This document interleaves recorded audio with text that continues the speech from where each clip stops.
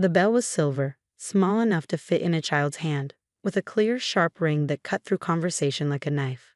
My nephew Oliver rang it 3 times as I passed behind his chair, carrying my water glass to refill it at the sideboard. The formal dining room at Ashford Manor, the 32-room estate I'd inherited from my grandmother 5 years ago, fell silent. "Servants must come when called," Oliver announced, loud enough for all 18 dinner guests to hear. He was 12 years old, sitting at my sister Heather's right hand, wearing a suit jacket that probably cost more than most people's monthly rent. I stopped walking and looked at him, then at Heather, who was smiling into her wine glass. "Oliver, where did you learn that?" I asked quietly. "Mom taught me. She said that's how proper households work. When you ring the bell, the servants come. That's the rule." The dining room erupted in laughter. Uncle Marcus slapped the table. My cousin Jennifer covered her mouth, but her shoulders shook. Even my mother, seated at the far end of the table in the chair my grandmother had occupied for 40 years, was smiling. Heather reached over and patted Oliver's hand. "Well, technically that's true, sweetie, but Aunt Diana is family, not staff." "But you said." "I know what I said. Just maybe don't ring the bell if family members." She glanced at me, still smiling. Though Diana has always been good at serving others, it's probably the only thing she's actually good at. More laughter. I looked around the table at my extended family, 17 people who thought they were dining in my sister's mansion, who believed Heather had inherited Ashford Manor from our grandmother, who had no idea that I'd been the sole beneficiary of grandmother's entire estate.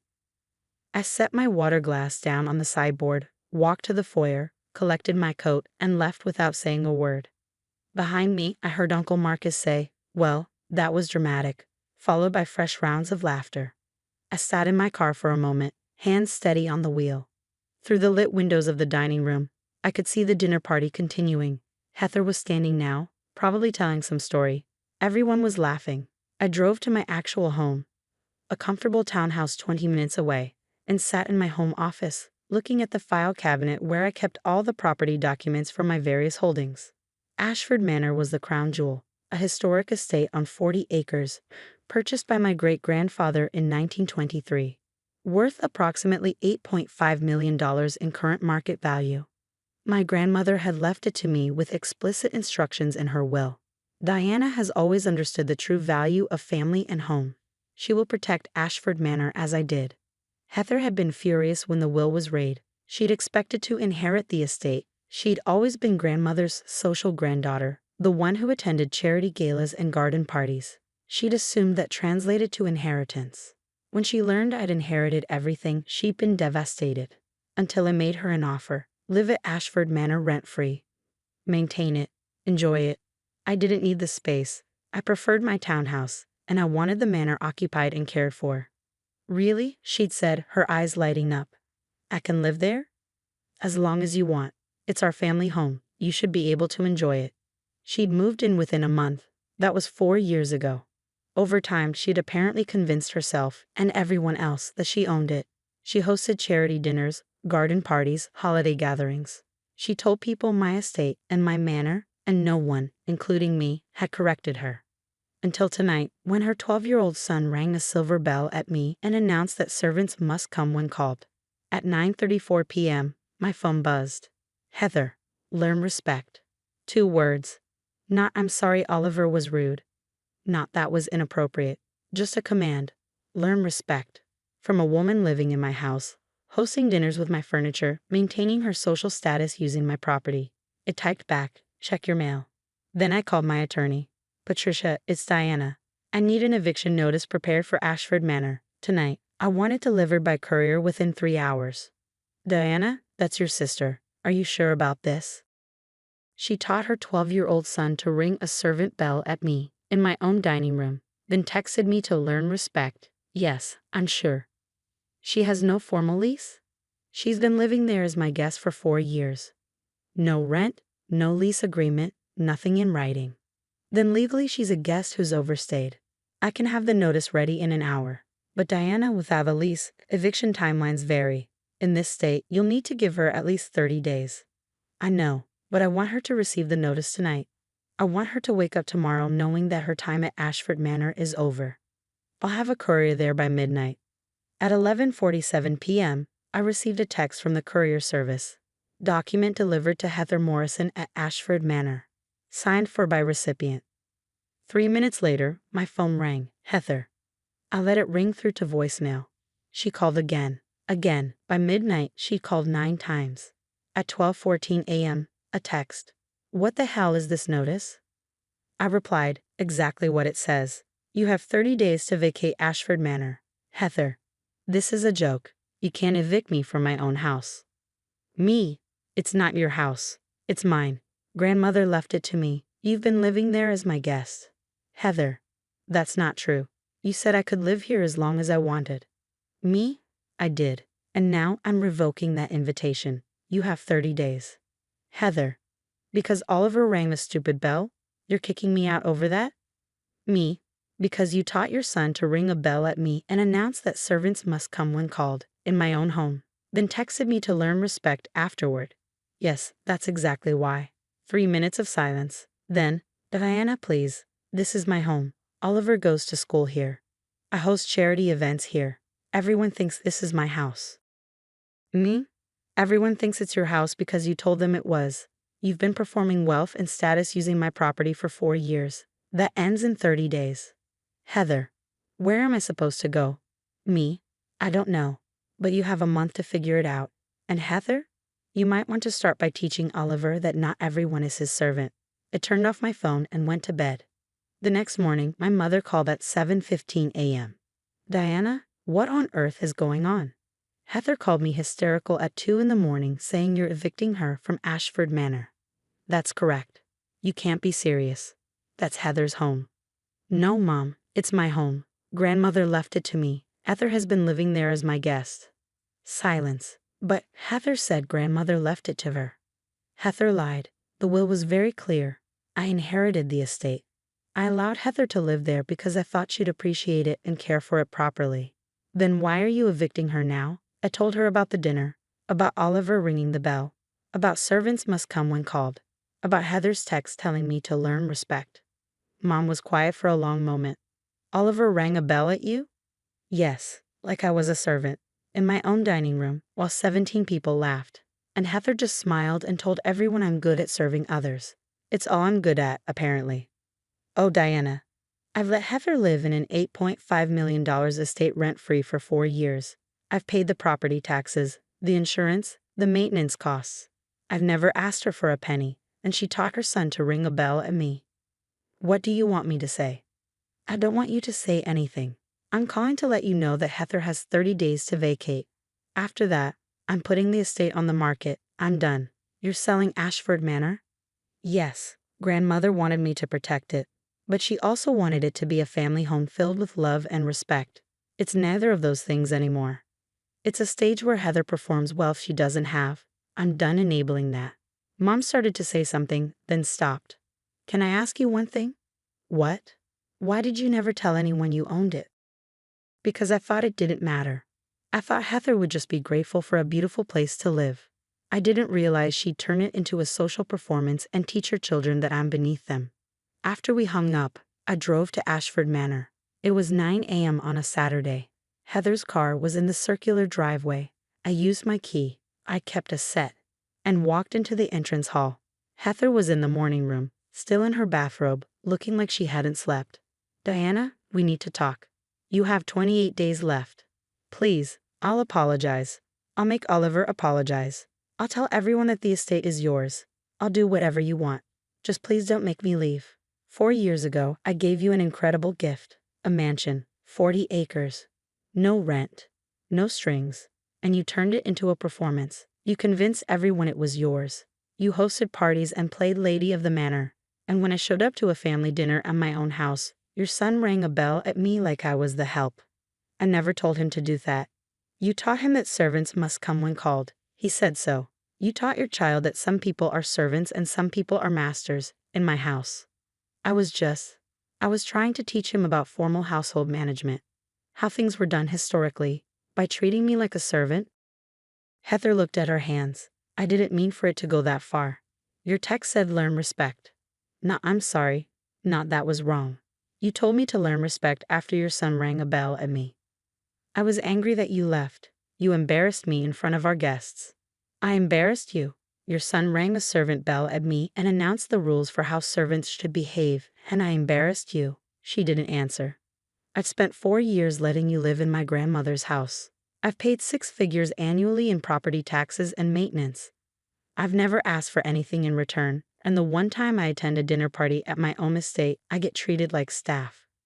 What do you want from me? What can I do to fix this? Move out, find your own place, build your own life. Stop pretending to be someone you're not. Diana, please. Oliver's school is here. My entire social circle is here. The charity board thinks I'm hosting the spring gala at the manor. I can't just. You have 28 days. I walked out before she could say anything else. Over the next week, the family pressure came in waves. Uncle Marcus called, telling me I was being unreasonable and vindictive. Cousin Jennifer sent a long email about how Heather had made mistakes, but meant well. Even my mother called again, asking me to reconsider for Oliver's sake. I didn't respond to any of them. On day 12, Heather sent me photos, Oliver holding a handwritten apology letter, and Heather standing in the doorway of Ashford Manor, crying. I deleted them without responding. On day 23, my attorney called. Heather's lawyer contacted me. They're asking for a 90-day extension. She needs more time to find a place. No extensions. Diana, she has a child. The schools. She has 7 days left. If she's not out by day 30, we proceed with formal eviction through the courts. No extensions. On day 29, a moving truck appeared at Ashford Manor. On day 30, Heather was gone. I drove to the estate that evening. The house was empty. The furniture remained. It had all belonged to my grandmother, but Heather's personal belongings were gone. I walked through the rooms, remembering Sunday dinners with grandmother, the way she taught me about the history of each piece of furniture, the gardens she'd maintained, the library where she'd read to me as a child. This house had been filled with love once. It had been a family home. But Heather had turned it into a stage, a performance space, a place where 12-year-olds learned to ring bells at their aunts. I called a real estate agent the next morning. I want to list Ashford Manor, 40 acres, historic estate, $8.5 million. The listing went live 3 days later. My mother called, crying, "You're really selling it? Grandmother's house." Grandmother wanted it to be a place of love and respect. It's not that anymore. Maybe the next family will make it that again. What will you do with the money? I don't need the money, Mom. I'll donate most of it. Children's charities, probably. Kids who need to learn that kindness matters more than silver bells and servants. The estate sold in 6 weeks to a tech CEO and his wife, who fell in love with the gardens and the library. They had 3 young daughters who wanted to learn to ride horses on the property. I signed the papers and never looked back.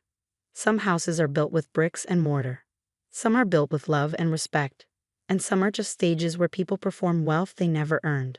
I'm glad I finally knew the difference. And I'm glad Oliver learned, at 12, that servants don't come when you ring a bell. Sometimes they just leave. And sometimes they take the whole house with them. The private dining room at Belmont's was decorated exactly the way my sister Kimberly had planned it.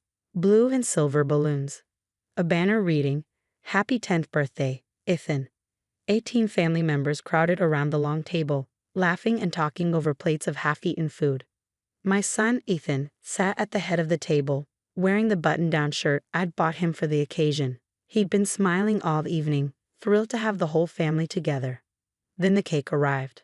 The server wheeled it in on a cart, a massive 3-tier creation with blue frosting and a soccer ball design. Ethan's face lit up. Soccer was his entire world. "Can I blow out the candles now, Mom?" he asked.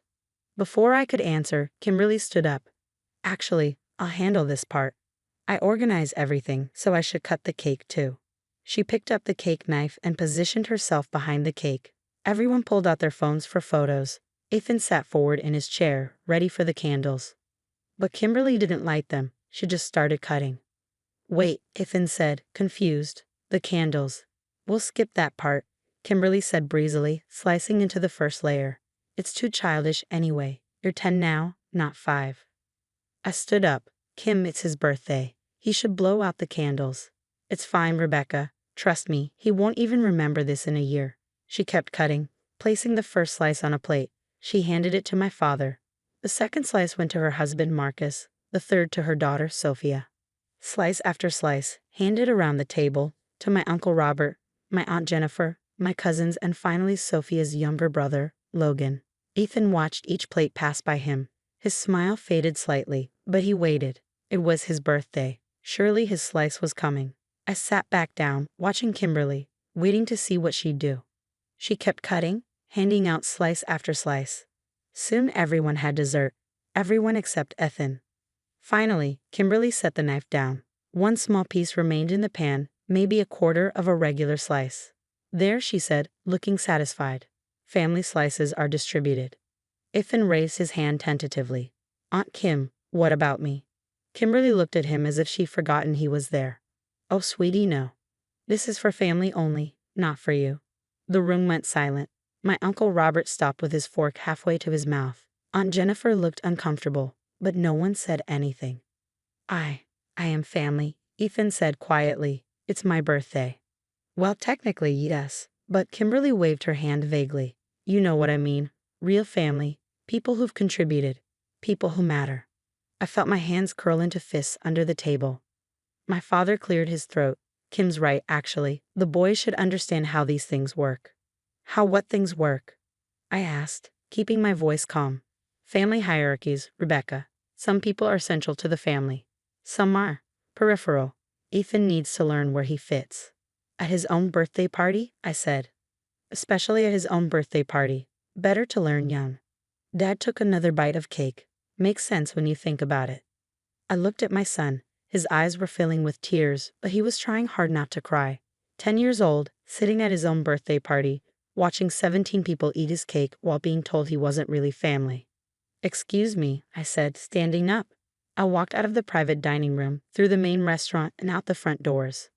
Once outside, I pulled out my phone and opened my texts. I found the message thread with James Chen, the restaurant manager. Me, James, it's Rebecca. I need you to cancel the private room booking immediately. Yes, right now. I'll explain in person. His response came within 30 seconds. On my way. I walked back inside. James was already moving toward me from his office, his expression concerned. Rebecca, what's wrong? Is the service? The service is fine, but I need everyone in that private room to leave. Now. I don't understand. You booked the room. It's your son's party. And I'm the one canceling it. They need to vacate immediately. James looked torn. Rebecca, there are 18 people in there. They've already eaten. They have cake. I can't just. James, check the ownership documents for this restaurant. Specifically, the deed filed with the county last year.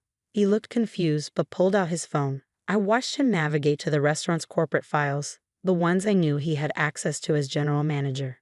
His eyes widened as he read. You own Belmont's? I'm the sole owner, as of 14 months ago. The previous owner wanted to retire. I bought the restaurant outright. You report to me, and I'm telling you that booking is canceled.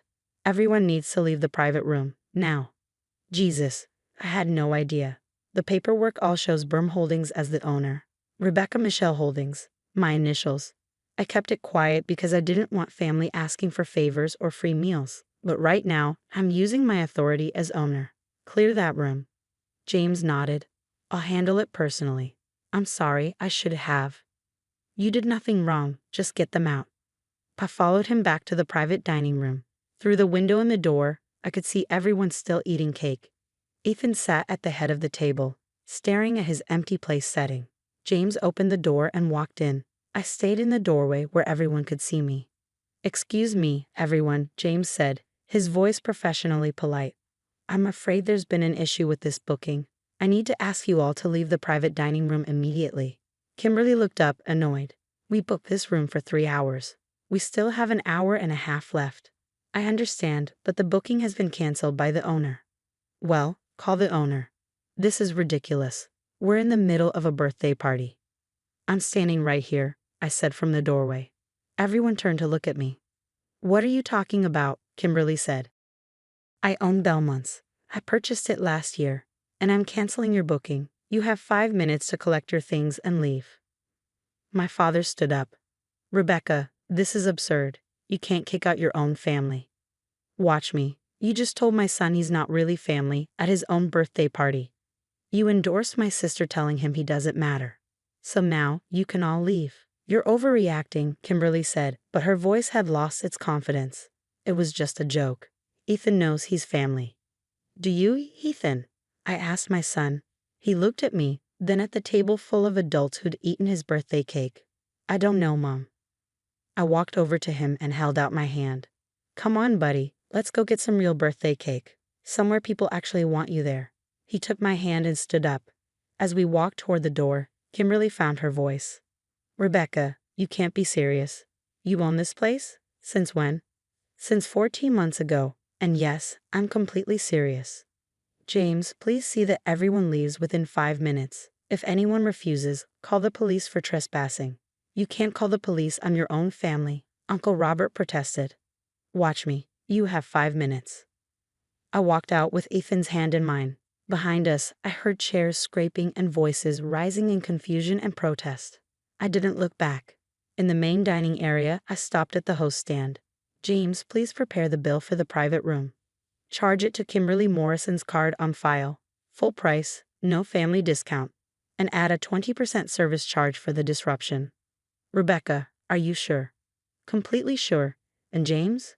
Going forward, the private dining room is not available to anyone in my family. If any of them try to book it, the answer is no. Understood. I took Ethan outside. We stood in the parking lot as the sun was setting. My son was crying now, quietly. Mom, why did Aunt Kim say I'm not real family? I knelt down in front of him. Because your Aunt Kim is cruel. And she wanted to make herself feel important by making you feel small. Did you really buy the restaurant? I did. About a year ago.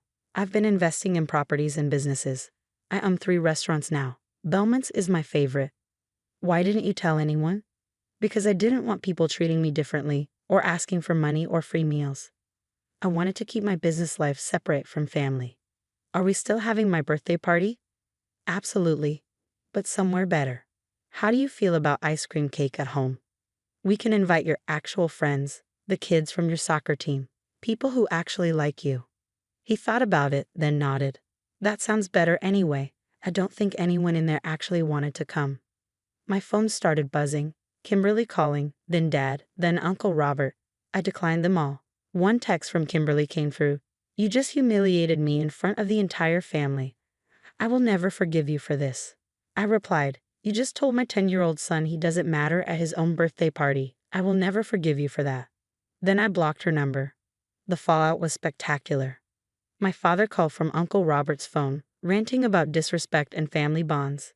I let him talk for 3 minutes, then said, you told Ethan he's peripheral family, that he needs to learn where he fits. At his 10th birthday party, we're done talking. I hung up and blocked that number too. My mother, who'd been traveling and missed the party, called the next day after hearing about it from Kimberly. Rebecca, I can't believe you threw your own family out of a restaurant. I can't believe they ate my son's birthday cake and told him he wasn't really family. Kimberly said it was a joke you took too seriously. Mom, 17 people ate cake. Ethan got none. 0. At his own birthday party. Dad said it made sense because Ethan is peripheral family. Where's the joke? Silence. Then, peripheral family? He said that. Direct quote. So I used my authority as the restaurant owner to end the party. You own Belmont's? I own Belmont's, Toscana's, and the Harborside Grill. I've been building a restaurant portfolio for 3 years. I kept it quiet because I wanted my business separate from family drama. 3 restaurants? How did you afford? Real estate investments. I've been working on this for years while everyone assumed I was struggling. I'm not struggling, Mom. I'm thriving. And I'm not going to let my family humiliate my son just to make themselves feel superior. Mom was quiet for a long moment. Can I talk to Ethan? Why? Because I want to apologize to my grandson for missing his birthday and for having raised a daughter who could be that cruel. I handed Ethan the phone. They talked for 10 minutes. When he handed it back, he was smiling. Grandma says she's sorry she missed my party. She wants to take me to a baseball game next week, just me and her. That sounds nice. She also said Aunt Kim has always been mean and she's sorry she didn't stop her sooner. 2 weeks later, I was at Belmont's doing paperwork in my office, the one behind the kitchen that most customers didn't know existed, when James knocked. Rebecca, your sister is in the main dining room. She's asking to see you. Tell her I'm not available. I did. She says she'll wait.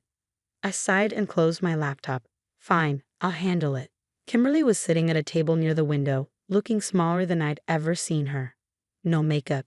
Jeans and a sweater instead of her usual designer outfits. I sat down across from her. You have 5 minutes.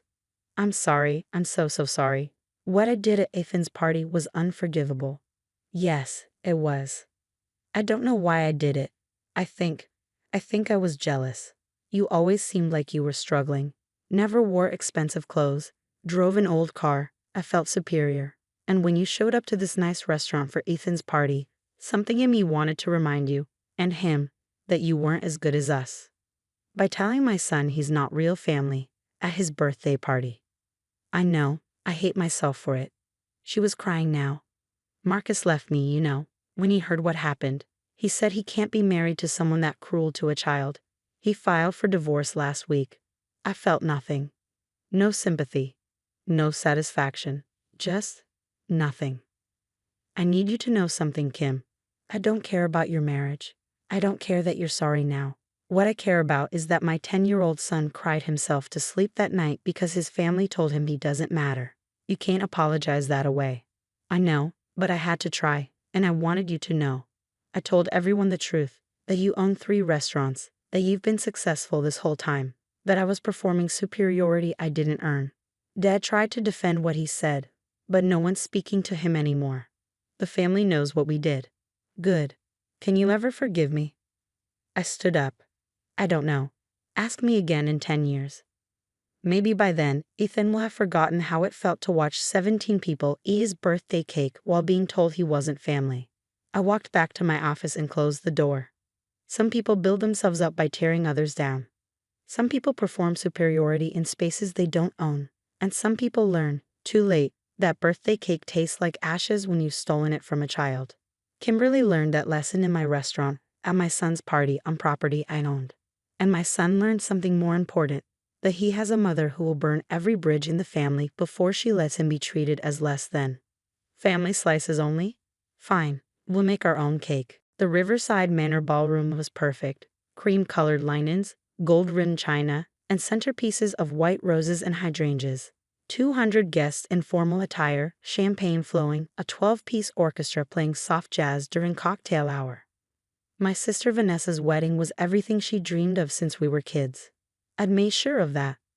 My son Marcus, 13 years old and uncomfortable in his rented tuxedo, sat beside me at table 1, the VIP table directly in front of the head table where Vanessa and her new husband would sit. My mother was on Marcus's other side, adjusting her napkin. My Uncle Robert sat across from us, already on his 3rd scotch. This is beautiful, Mom said, looking around. Vanessa must be so happy. She should be, I said quietly. I'd seen every invoice. Venue rental, $12,000. Catering for $200, $24,000. Photography and videography, $8,000. The band, $6,500. Flowers, $7,000. And on. The final number had been $83,400. I'd paid every single bill. Not contributed. Not helped with. Paid in full. Vanessa had come to me 8 months ago, crying. The wedding costs are out of control. David and I can't afford what I want. We have to scale back everything. It'll look cheap. How much do you need? I'd asked. Maybe $20,000 for the venue and catering. Send me the vendor contacts. I'll handle it. Her face had lit up. Really? Amanda, you're saving my life. I'll pay you back, I swear. Don't worry about it. It's your wedding. You should have the day you want. Over the following months, every vendor contacted me directly. I paid deposits, final payments, and rush fees for last-minute changes Vanessa requested. She knew I was helping, but I don't think she understood the full scope. She was busy being a bride, picking flowers, tasting cakes, and having dress fittings. I was busy making sure her perfect day happened. The ceremony had been beautiful. Vanessa looked stunning in her $4,200 dress. I paid that bill too, though she thought our father had covered it. Now we were at the reception, waiting for the bride and groom to make their entrance. That's when security approached our table. 2 men in dark suits with earpieces, the venue's security team. They stopped behind Marcus's chair. "Excuse me, young man," one of them said. "We need you to move to a different table." Marcus looked up, confused. "What?" Why? It turned around. There's been some mistake. This is table 1. My son is supposed to be here. We have instructions from the bride. She's requested he be relocated. Before I could respond, Vanessa herself appeared, still in her dress, her face flushed. She must have seen us from wherever the bridal party was waiting to enter. Amanda, I need Marcus to move. Table 17 in the back. There's been a seating adjustment. A seating adjustment? I kept my voice level. Van, he's your nephew. This is the family table. I know, but we have some very important guests who need these seats. David's boss, some major clients. Marcus will be fine in the back. There are other kids there. Important guests, I repeated. More important than your sister's son? It's not like that. It's just, strategically, these seats matter. For David's career, you understand. No, I don't understand. Marcus is 13. You're asking him to sit in the back of the room, away from his family, at his aunt's wedding. Vanessa's expression hardened. It's my wedding, Amanda. I get to decide where people sit. Security, please escort him to table 17. One of the security guards reached for Marcus's chair. My son stood quickly, his face red, trying not to cry. Van, this is ridiculous. I started, but she was already walking away. Uncle Robert, who'd been watching this entire exchange, took another sip of his scotch and looked at Marcus. Know your place, kid. Some people are VIP, some aren't. Better you learn that now. Marcus grabbed his place card, the little calligraph card with his name on it, and walked toward the back of the ballroom. The security guards followed him like he was a problem guest being removed for bad behavior. I watched my son navigate between tables, past the dance floor, past the bar, all the way to the very back corner where table 17 sat in the shadows. Other guests watched him walk. Some whispered. I sat back down and stared at my empty plate. Mom touched my arm. Amanda, I'm sure she didn't mean. She meant it exactly how it sounded. The G's voice boomed through the speakers. Ladies and gentlemen, for the first time as husband and wife, please welcome Mr. and Mrs. David Morrison. The ballroom erupted in applause. Vanessa and David entered through the main doors, waving and smiling. They made their way to the head table, right in front of where I sat, and took their seats. Dinner was served, expensive plates of filet mignon and Chilean sea bass. I barely tasted mine. I kept looking back at table 17, where Marcus sat with a group of teenagers he didn't know, picking at his food. After dinner, the G announced toasts. David's best man went first, telling funny stories about their college days. Everyone laughed. Then Vanessa's maid of honor shared sweet memories about their friendship. Then the G said, and now, the bride's sister, Amanda, would like to say a few words. I hadn't planned to give a toast. Vanessa hadn't asked me to, but the microphone was being brought over to my table, and everyone was looking at me expectantly. I stood up and took the microphone. Thank you, I said. My voice echoed through the speakers. 200 faces turned toward me. I want to start by saying how beautiful Vanessa looks tonight. This wedding has been everything she dreamed of. The venue, the flowers, the food, all of it is absolutely perfect. Vanessa beamed at me from the head table. I'm so happy I could be here to see it, I continued, especially since I paid for every single bit of it. The smile froze on Vanessa's face.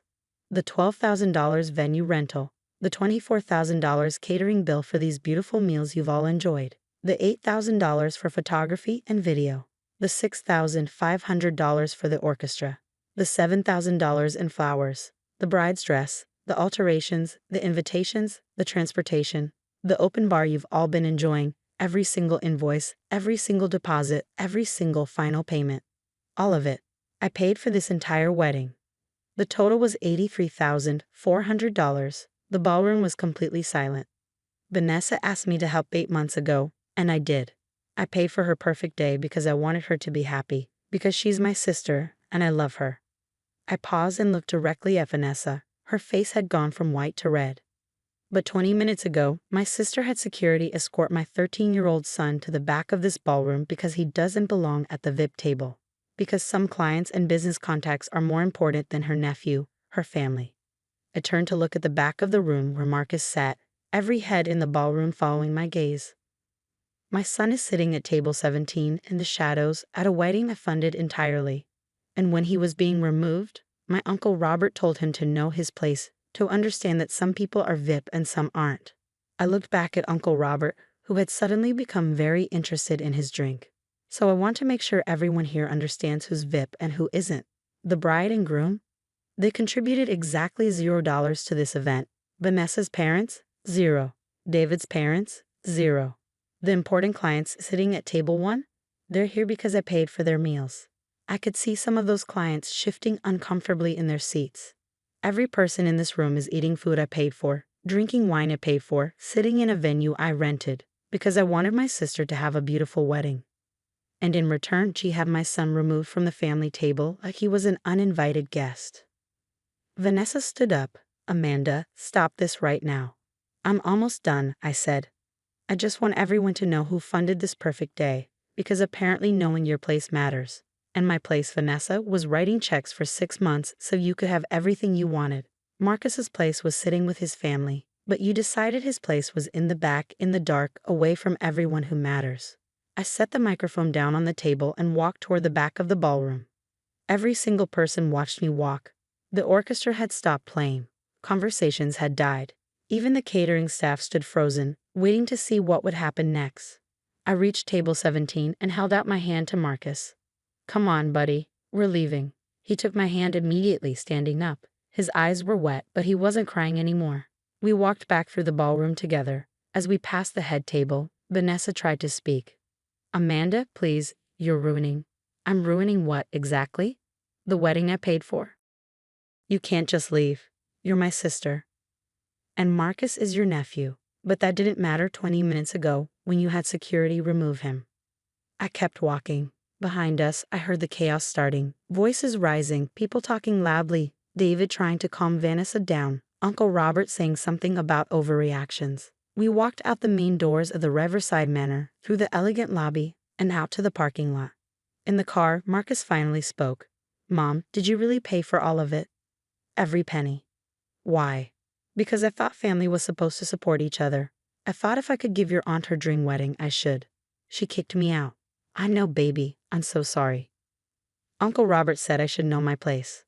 Uncle Robert is an idiot who's never paid for anything himself. Don't listen to him. We drove in silence for a few minutes. Then Marcus said, everyone's going to talk about this forever. Probably. Was it worth it? Ruining her wedding? I thought about that. I didn't ruin her wedding. I paid for her wedding. She ruined it by treating you like you don't matter. And yes, it was worth it. Because you need to know that I will always stand up for you. No matter what, no matter who. Vanessa texted 17 times over the next 2 days. The messages went from angry to pleading to angry again. You humiliated me in front of 200 people. Everyone is talking about it. David's boss thinks we're broke. Please call me. We need to fix this. I'll apologize to Marcus. Just please tell people it was a misunderstanding. You're my sister. How could you do this to me? I didn't respond to any of them. David's mother called, which surprised me. Amanda, I know this isn't my place, but I wanted to thank you. For what? For paying for the wedding. I had no idea Vanessa had asked you to do that. And I wanted to apologize for what happened to Marcus. If I'd known, I would have said something. Thank you. That means a lot. David told me what the final costs were. $83,000 that's extraordinary generosity. Vanessa should have treated you like the blessing you are. After we hung up, I felt slightly better. At least someone understood. A week later, I received a check in the mail, $83,400 from David. The note said, Amanda, I didn't know about the seating situation until your speech. Vanessa told me she handled family seating and I didn't ask questions. What happened to Marcus was wrong. Please accept this as repayment for the wedding. David. I deposited the check and donated it all, $83,400, to Big Brothers Big Sisters in Marcus's name, an organization that helps kids find mentors and support. Marcus saw me write that donation check. You gave it all away? There are kids out there who need to know someone thinks they're VIP, that someone will fight for them. Like you fought for me, exactly like that. 3 months later, Vanessa came to my house to apologize. I'm sorry, she said, standing at my door. David made me understand how cruel I was. I thought I was being practical, his boss, those clients, but I prioritized them over family, over Marcus, over basic human decency. You need to apologize to Marcus. I called him down. Vanessa stood. Marcus, I'm so sorry. What I did was cruel and wrong. You're my nephew and I love you. I should have made you feel welcome and valued. Instead, I made you feel like you didn't matter. Marcus looked at me. I nodded. Okay, he said quietly. Apology accepted. After she left, Marcus asked, do you think she really meant it? I think she's starting to understand. That's a beginning. Mom, thanks for the speech. It was kind of awesome. I smiled. You're welcome. Some weddings are about love and family. Some are about business contacts and strategic seating.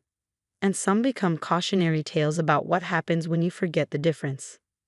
Vanessa's wedding became that story, the one people tell about priorities, gratitude, and how you treat the people who love you. And Marcus learned that his mother would walk away from anything, even an $83,000 party, before she'd let him sit alone in the dark. That's worth more than any VIP table. The reservation at Meridian was for 7 o'clock, prime time for the restaurant. Every table was full, the dining room buzzed with conversation, and the kitchen ran at full capacity. My sister Claire had picked the location. It's the best seafood in the city, she texted. Perfect for a family dinner. You'll love it. I'd said nothing, just confirmed we'd be there. My son Tyler, 14 years old and growing out of every shirt I bought him, sat beside me in the booth. Across from us, Claire's twin daughters, Sophia and Emma, both 16, were already looking at the menu with the confidence of people who ate at expensive restaurants regularly. My mother sat at the head of the table, reading glasses perched on her nose as she studied the wine list. The Maine lobster is supposed to be incredible here, Claire said, not looking up from her menu. Fresh, flown in daily. Girls, you should try the lobster platter. It comes with drawn butter and everything. Can I get that too? Tyler asked, looking at the menu description. It sounds really good. Claire glanced at him, then at me, then back at her menu. That's a bit expensive for, well, you know. For what? I asked calmly. For everyone. I mean, we're celebrating Sophia and Emma getting into their top college choices. This dinner is really for them. Everyone else should probably order more modestly. Tyler looked confused. But you just told them to get the lobster. They're the guests of honor, sweetie. Different situation. The server arrived. A young woman named Ashley, whose name tag I recognized because I'd approved her hiring 3 months ago. She didn't acknowledge me beyond a professional smile, which was exactly what I'd trained the staff to do when I was dining as a guest. Good evening, everyone. Can I start you with drinks? Claire ordered a bottle of Chardonnay for the table. Mom ordered a martini. The twins both ordered sparkling water with lemon. And for you, young man? Ashley asked Tyler. Before he could answer, Claire interrupted. Just tap water for him. Regular glass, nothing fancy. Tyler's face fell slightly, but he didn't argue. Ashley wrote it down and left. Claire, that was rude, I said quietly. What? I'm trying to keep costs reasonable. You know how expensive these places are. You just ordered a $75 bottle of wine. For the celebration. Look, Amanda, not everyone needs the full treatment. Some people are here to celebrate, and some people are just extras. Tyler stared at his empty place setting. Extras? I repeated. You know what I mean, like in a movie. Some people are the main characters, some are supporting casts, and some are just background. Extras. They're there, but they're not really part of the story. Mom set down her menu. Claire's right, Amanda. Tyler should understand his place at this dinner. It's about the girls and their achievement. Not everyone gets to be the center of attention. Ashley returned with the drinks.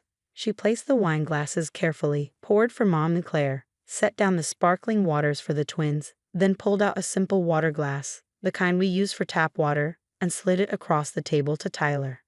Not placed. Slid, like you'd slide a bowl to a dog. Tyler picked it up without looking at anyone. Are we ready to order? Ashley asked. Yes, Claire said. The girls will both have the Maine lobster platter with drawn butter and garlic roasted potatoes. I'll have the sea bass. Mom? The scallops, please. Ashley wrote it all down, then looked at me. And for you? The lobster platter as well, please. Excellent choice. And for the young man? Claire answered before Tyler could open his mouth. He's fine with the water. We're not ordering for him. Ashley's pen paused over her notepad. I'm sorry, nothing at all? We don't feed extras, Claire said, as casually as if she were commenting on the weather. He can eat at home later. Ashley looked at me. I saw the recognition in her eyes. She knew who I was. and she knew this was wrong, but she was professional enough to wait for my direction. I smiled at Claire. Noted. What does that mean? Claire asked. It means I heard you. Please continue. Ashley took our menus and left. Tyler sat very still beside me, staring at his water glass. Across the table, Sophia and Emma looked uncomfortable but said nothing. The appetizers arrived, oysters for the table, which Claire had ordered without asking. Tyler watched everyone else eat. I didn't touch mine. Amanda, you're not eating, Mom observed. I'm not hungry. Suit yourself. More for the rest of us. The conversation flowed around Tyler like he wasn't there. Claire talked about the girls' college plans. Both had gotten into prestigious East Coast schools. Mom praised their achievements. The twins basked in the attention. Tyler drank his water and said nothing. When the entrees arrived, Ashley placed the lobster platters in front of Claire's daughters with a quiet description of each component: the sea bass for Claire, the scallops for Mom, and my lobster platter, which I still had no intention of touching, and nothing for Tyler. He watched his cousins crack open their lobster tails, dip the white meat in drawn butter, and take their first bites while making appreciative sounds. Oh my God, this is amazing, Sophia said. Mom, you have to try this, Emma added, offering Claire a bite. Claire took it, savored it, and nodded. Worth every penny. Tyler took another sip of water. That's when I saw Chef Michael emerge from the kitchen. He always did a walkthrough during prime hours, checking on tables and ensuring everything met his standards. He was heading our direction. I stood up as he approached. Chef, I said, loud enough for nearby tables to hear. Could you join us for a moment? Michael looked surprised but approached. Of course. Is everything satisfactory? The food is excellent, as always, but I wanted to introduce you to my family, my sister Claire, my mother, Patricia, my nieces, Sophia and Emma, and this is my son Tyler. Michael greeted everyone politely, then looked at me with a question in his eyes. Michael has been the head chef here at Meridian for almost 2 years, I said to the table. He's extremely talented. We're lucky to have him. Thank you, Michael said carefully. The restaurant has been very successful. It should be. I invested quite a lot to make sure it would be. I smiled at Claire. Actually, I should clarify, I don't just invest in Meridian. I own it. Purchased it outright 18 months ago, Michael reports to me, as does everyone working tonight. The table went silent. Claire's fork stopped halfway to her mouth. What? I own this restaurant, the building, the business, the entire operation. When you made this reservation, Claire, you made it at my establishment. Mom set down her wine glass. Amanda, is this true? Completely true. I own Meridian. I also own 2 other restaurants in the city, the Harborview and Lucia's. This is my business. Ashley had stopped at a nearby table, listening. I gestured for her to come over. Ashley, could you please tell my family who I am? Ashley looked nervous but professional. This is Amanda Foster. She's the owner of Meridian Restaurant Group. She owns this restaurant and 2 others. She's my boss. Thank you, Ashley. I looked back at Claire. So when you said, we don't feed extras, and slid a water glass to my son, your nephew, at this dinner you arranged at my restaurant, you were telling my employee not to feed my child. In my own establishment. Claire's face had gone from white to red. I didn't know. You didn't know because you never asked. You assumed I was still struggling, still living paycheck to paycheck. You assumed you could bring your family to an expensive restaurant, order $60 lobster platters for your daughters, a $75 bottle of wine, appetizers for the table, and classify my 14-year-old son as an extra who doesn't deserve food. Amanda, I'm sorry, I didn't mean. You told him to know his place. That some people are main characters and some are extras. You had a glass of water slid to him like he was a stray dog. Mom found her voice. Amanda, there's no need to make a scene. Actually, there is. Because you backed her up. You told your grandson he should know his place at a dinner celebrating his cousins. You agreed that he's background, an extra, not worthy of a meal. I turned to Michael. Chef, my son would like to order now. Tyler, what would you like? Tyler looked up at me, his eyes wet. The lobster platter? The lobster platter for my son, please. And bring out the special reserve side dishes, the truffle mac and cheese, the grilled asparagus, and the chocolate lava cake for dessert. Also, I'd like you to prepare one of your off-menu specials for him. Your choice. Whatever you think a 14-year-old who just got called an extra would enjoy. Michael smiled slightly. I have just the thing. I'll take care of it personally. After he left, I sat back down. The nearby tables had definitely heard. People were whispering, looking over. Amanda, please, Claire said quietly. This is humiliating. Interesting that you feel humiliated. How do you think Tyler felt watching your daughters eat lobster while drinking tap water? Being told he's just an extra. I apologized. You apologized after finding out I owned the restaurant. Would you have apologized if I were still the struggling single mom you thought I was? She didn't answer. Mom cleared her throat. Amanda, we should discuss this privately. No, Mom, we're discussing it right here, right now. Because you need to understand something. I've spent the last 6 years building a restaurant business. I started with a food truck, worked 90-hour weeks, learned every aspect of the industry.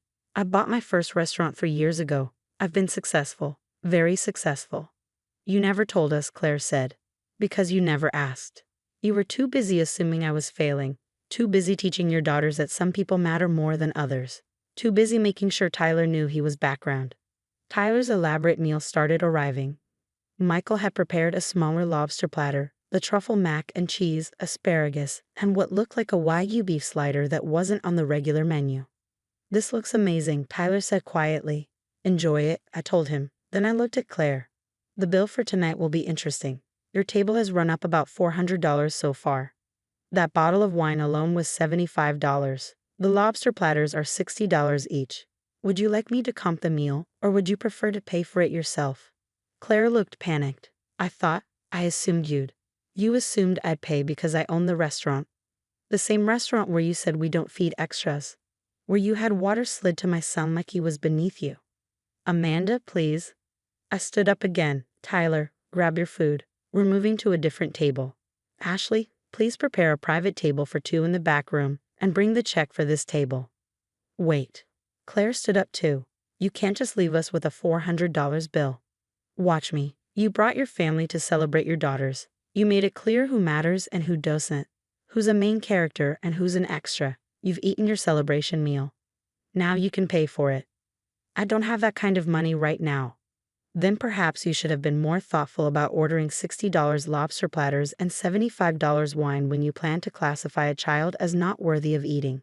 Ashley, the check, please. Tyler and I moved to the private dining room in the back, a space I'd designed specifically for important client dinners. Ashley brought his food, plus additional sides I knew he'd enjoy. Mom, Tyler said after we'd settled, why did Aunt Claire call me an extra? Because some people measure worth by money and status. They think some people are important and some are just. There, she was wrong. But you own this place. You're important. I own this place because I worked hard. But that's not what makes someone important. You're important because you're you. Because you're kind and smart and decent. Not because of where you sit at a restaurant table. He took a bite of lobster. This is really good. Good. Eat as much as you want. It's your restaurant too. Through the glass partition, I could see Claire and Mom having a heated discussion. Mom was opening her purse, probably checking her credit cards. The twins looked mortified. Ashley came to check on us. They asked me to tell you they've left. The bill has been paid. They wanted me to say they're sorry. Did they say it to you, or am I supposed to pass it along? They said it to me, ma'am. Asked me to convey it. Thank you, Ashley, and I'm sorry you had to witness that. If I'm honest, ma'am, it was pretty satisfying to watch you handle it. What they said about your son was awful. After Ashley left, Tyler asked, are they going to hate you now? Maybe, for a while. But Tyler, I need you to understand something. You are never an extra. Not in your own life. Not in anyone's story. You're the main character in your own story, and anyone who treats you as less than that doesn't deserve to be in it. Even family, especially family, because family should know better. We finished dinner, all 3 courses, plus dessert. Tyler had never eaten so much in his life. When we finally left Meridian, it was nearly 10 o'clock. In the car, Tyler was quiet for a while. Then he said, Mom, can I ask you something? Anything. Did you really buy 3 restaurants? I did. That's pretty cool. Thanks, buddy. And you named one of them Lucia's? After your grandmother, my mom's mother. The one who always said I was special. That's the one. She would have loved watching you eat that lobster tonight. He smiled. I think she would have liked watching you tell Aunt Claire off even more. He was probably right. Some people learn to know their place. And some people learn to own the place. My son learned the difference tonight. at a restaurant table, with a lobster platter in a building I own, while his aunt learned that extras sometimes write the checks. And sometimes, they just cancel them. I arrived at Thornhill Estate on a Tuesday, my car loaded with boxes. The 6-month Singapore project was over and I was coming home. The gate code didn't work. I tried 3 times before calling my sister Victoria. "The code's been changed," I said. A pause. "We need to talk. Can you meet me for coffee tomorrow?" "I'm at the gate now, with all my belongings." Another pause. "Fine, give me a minute." The gate opened. I drove up the familiar driveway, past the oak trees, past Mom's fountain. Victoria's SUV was parked in front. So was Dad's truck, and a locksmith's van. I parked and got out. Through the windows, I could see Victoria's 3 children running through the house. Marcus, 14, carried boxes upstairs. The twins argued in the hallway. Victoria appeared on the porch, composed and prepared. "You changed the gate code," I said. "We needed to update security." "Without telling me?" "You've been gone 6 months." I moved toward the door, but Victoria blocked me. "We should talk out here first." "Why?" "That's what we need to discuss." Dad emerged, wiping his hands. "Sophia, you're back early." "My contract ended on schedule." "Right. Well, your sister and I have been talking." "About what?" Victoria crossed her arms. "About the estate. About what makes sense for the family." Through the doorway, I saw the locksmith installing a new deadbolt. One of the twins ran past with a stuffed animal. "Why is there a locksmith here?" I asked. "Security upgrade. The old locks were original." "And why are your kids running around like they own the place?" "Because we're moving in, permanently." I looked at Dad. He just looked away. "The house is too big for just Dad." Victoria said, "He's 72. He needs family. My marriage ended. The kids need stability. This is perfect." "Perfect for who?" "For everyone. Dad gets companionship. We get space." "And me?" Victoria's expression hardened. "You've been gone 6 months. Before that, Boston for 2 years. Before that, New York. You visit twice a year." "I grew up here." "Was your home," Dad said quietly. "Your sister's right. She's here. She takes care of me. You just visit." "So you're kicking me out?" "Don't be dramatic," Victoria said. "You have your career. You don't need this place." "But you do." "Yes, my kids do. Dad does." "Where are my things?" "Boxed up in the guest cottage. You can collect them whenever." "You packed my room without asking. You weren't here." Dad finally met my eyes. "Time to move on, Sophia. You're 35. You have a career, an apartment. This place is for family who actually lives here." "I am family." "You're not welcome here," Victoria said. "Not as a resident. You can visit for holidays. But this is our home now." The locksmith handed Victoria the keys. She pocketed them without offering me one. "You should probably go. We have unpacking to do." I looked at Dad one more time. He just walked back inside. I smiled. In my purse was a document I'd been carrying since I turned 30. "Interesting," I said. Victoria's eyes narrowed. "What's interesting?" "The timing, the assumptions." I pulled out my phone and dialed Estate Security. "Thornhill Estate Security, this is dispatch. This is Sophia Bennett. I need a team at the main house immediately. Unauthorized occupants and a lock change situation." Victoria went pale. "What are you doing?" "My job, as the owner." "Owner? Dad owns this property." "No, I do."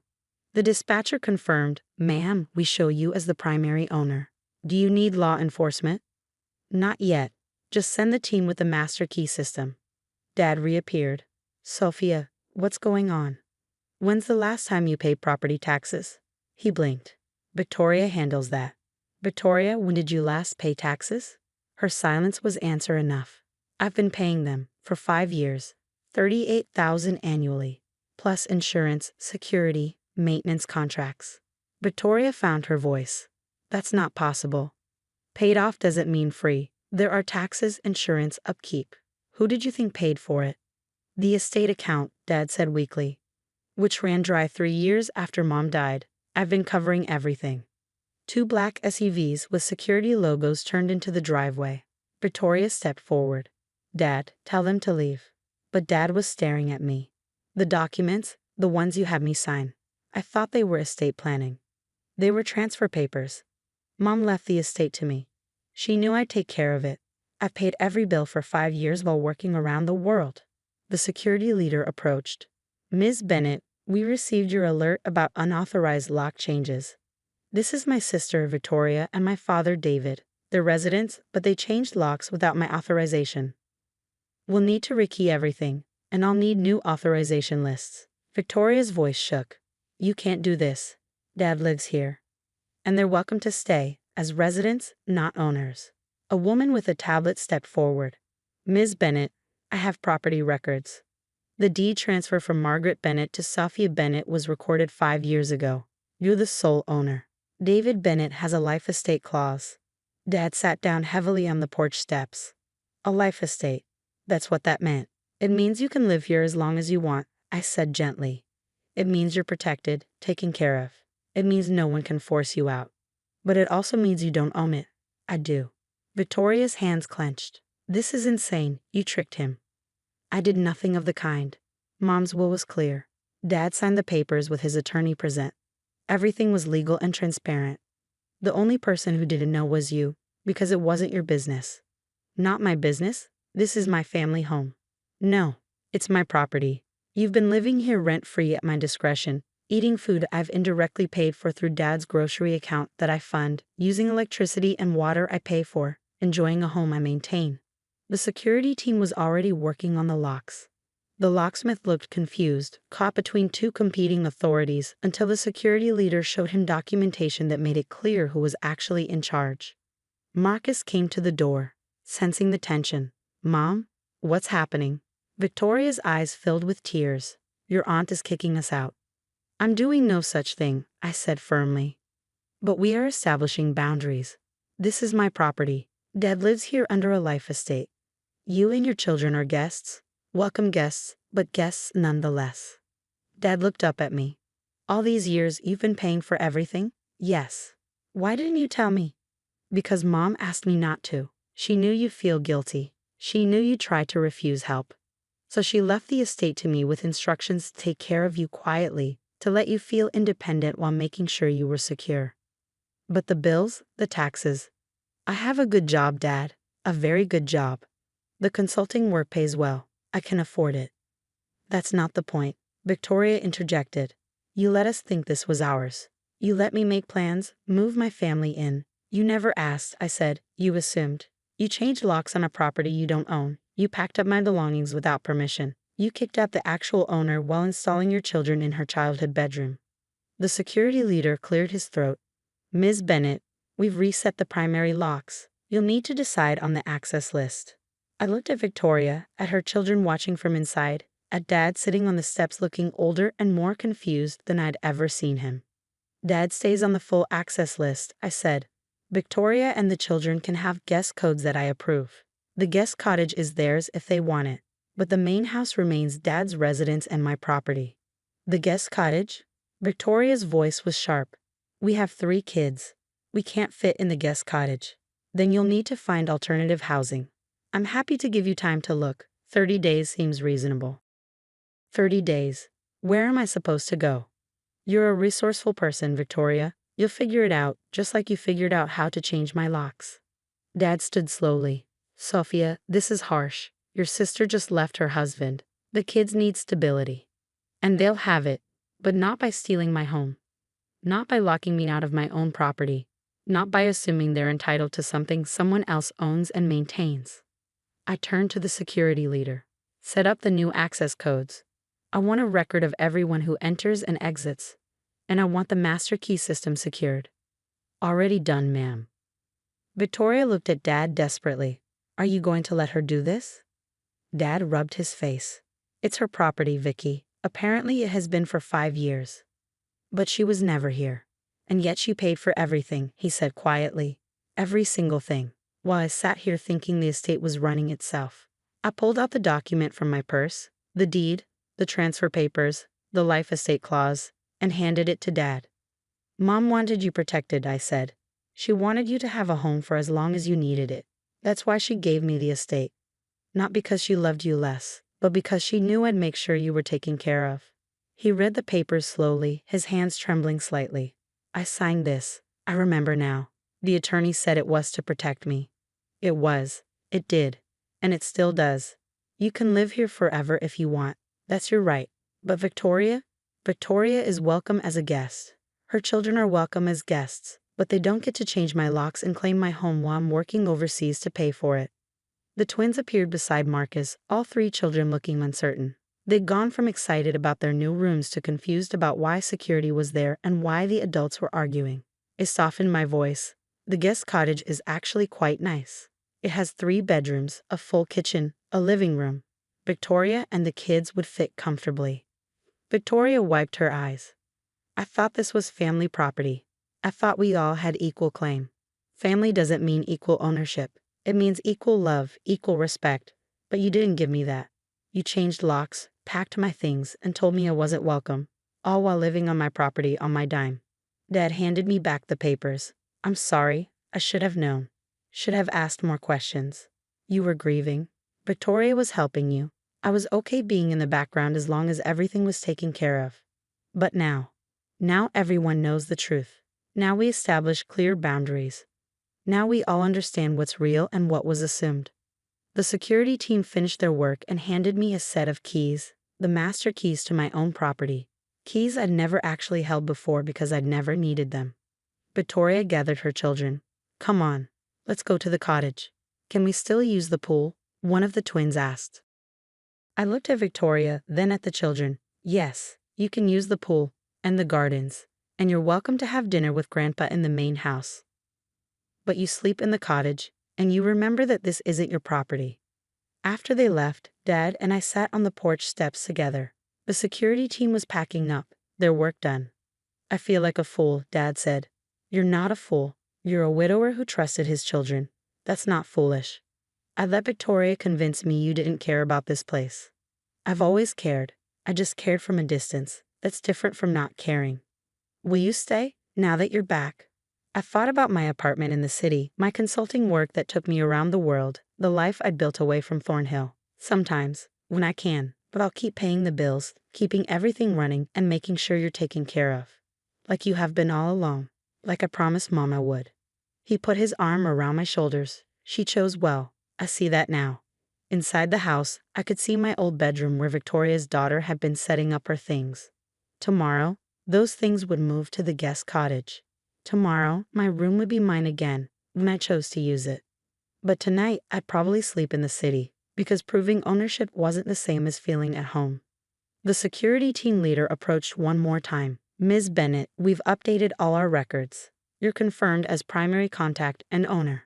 If there are any more unauthorized changes, we'll alert you immediately. Thank you. After they left, I walked through the house with Dad. Victoria had already made changes, new furniture in the living room, different curtains, a kid's playroom set up in what used to be Mom's study. Some of this can stay, I said, if it makes the house more livable for you, but major changes need my approval. Understood. And Dad, I meant what I said. You can live here as long as you want. That's not negotiable. Mom made sure of it, and so will I. He nodded, emotion thick in his voice. Your mother was a smart woman. She was. She knew how to protect the people she loved. Through the window, I could see Victoria and the kids moving things into the guest cottage. It would be cramped, uncomfortable, a far cry from the sprawling bedrooms they claimed in the main house. But it was generous, considering what they tried to do. My phone buzzed. A text from Victoria. I'm sorry, I really thought Dad owned this place. It typed back. Assumptions are expensive, now you know. She didn't respond. I stood in the doorway of my old bedroom, looking at the boxes Victoria had packed, my childhood, my memories, hastily stuffed into cardboard by someone who thought I didn't belong here. But I did belong. Not because I lived here, but because I owned it, because I'd maintained it, because Mom had trusted me with it. The estate was mine. It always had been. The difference was, now everyone knew.